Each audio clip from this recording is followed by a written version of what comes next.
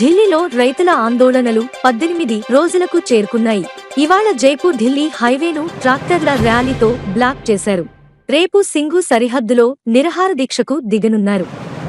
December 19 లోపు చట్టాలను రద్దు చేయకుంటే ఆమరణ నిరాహార దీక్షకు దిగుతామని కేంద్రానికి డెడ్లైన్ విధించాయి. ఇప్పటికీ వేలాది మంది రైతులు ఢిల్లీ శివార్లలో రోడ్లపైనే ఉన్నారు. అక్కడే తింటున్నారు, అక్కడే పడుకుంటున్నారు. అయితే ఆందోళనల్లో పాల్గొన్న రైతులకు కొన్ని చోట్ల పిజ్జాలు, బిర్యానీలు సరఫరా చేస్తున్నారు. ఇప్పుడు ఇది హాట్ టాపిక్ గా మారింది. కొందరు అధునాతన సాధనాలతో ఫుట్ మసాజ్ చేసుకున్న ఫోటోలు కూడా వైరల్ అయ్యాయి. ఈ ఫోటోలు, వీడియోలు చూసిన నెటిజన్లు ఎవరికి వారు తమ అభిప్రాయాలను వ్యక్తం చేస్తున్నారు. పొలం పనులు రైతులెవరైనా పిజ్జాలు, బర్గర్లు తింటారా? కాళ్లకు మసాజ్లు చేసుకుంటారా అని ప్రశ్నిస్తున్నారు.